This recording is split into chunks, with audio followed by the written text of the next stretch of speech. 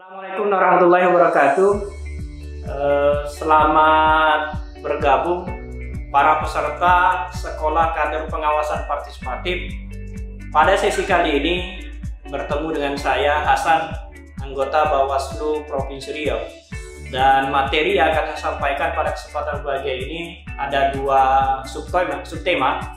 Tema pertama adalah berkaitan syarat untuk menjadi pemantau pemilu dan pemilihan. Yang kedua adalah lembaga apa saja yang bisa menjadi pemantau pada pelaksanaan pemilu dan pemilihan di Negara Kesatuan Republik Indonesia. Nah, syaratnya adalah yang pertama harus berbadan hukum yang terdaftar pada pemerintah atau pemerintah daerah. Yang kedua adalah bersifat independen. Nah, bersifat independen ini menjadi penting sahabat-sahabat sekalian, karena untuk menjadi pemantau pemilu dan pemilihan di Negara Kesatuan Indonesia ini harus terjaga independensinya dan tidak berpihak kepada kontestan manapun yang menjadi peserta pada pelaksanaan pemilu maupun pemilihan. Yang ketiga, harus mempunyai sumber dana yang jelas. Dan sumber dana yang jelas ini harus tersedia bagi lembaga yang ingin menjadi pemantau pada pelaksanaan pemilu dan pemilihan, dikarenakan Badan Pengawas Pemilu maupun Komisi Pemilihan Umum tidak menyediakan alokasi anggaran sebagai operasional untuk melaksanakan pemilu atau untuk melaksanakan pemantauan pada pelaksanaan pemilu dan pemilihan. Syarat keempat, teregistrasi dan mempunyai izin dari Bawaslu, Bawaslu Provinsi dan Bawaslu Kabupaten Kota sesuai dengan cakupan wilayah pemantauannya untuk pelaksanaan pemilu, atau terdaftar dan memperoleh akreditasi dari KPU Provinsi, KPU Kabupaten Kota sesuai dengan cakupan wilayahnya untuk pelaksanaan pemilihan kepala daerah secara serentak. Kemudian ada syarat tambahan bagi pemantau asing, dan ini perlu kita ketahui secara bersama-sama.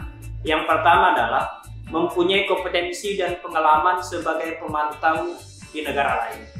Kemudian syarat yang kedua adalah memperoleh visa untuk menjadi pemantau pemilihan dari perwakilan Negara Kesatuan Indonesia yang ada di luar negeri. Kemudian yang ketiga dan menjadi penting untuk menjadi syarat adalah memenuhi tata cara melakukan pemantauan sesuai dengan peraturan perundang-undangan yang berlaku di negara kita ini. Sahabat peserta Sekolah Kader Pengawasan Partisipatif, yang perlu juga dipahami dan diketahui berkaitan dengan lembaga pemantau pada pelaksanaan pemilu dan pemilihan. Yang pertama adalah organisasi kemasyarakatan berbadan hukum, baik berbentuk yayasan atau perkumpulan. Yang kedua, lembaga pemantau pemilihan dari luar negeri. Kemudian yang ketiga adalah lembaga pemilihan di luar negeri.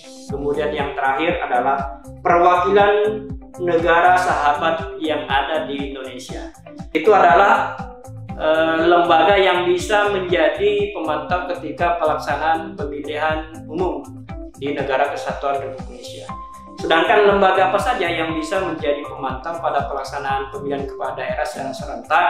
Yang pertama adalah organisasi kemasyarakatan pemantau pemilihan dalam negeri yang terdaftar di pemerintah. Sedangkan yang kedua adalah lembaga pemantau pemilihan asing.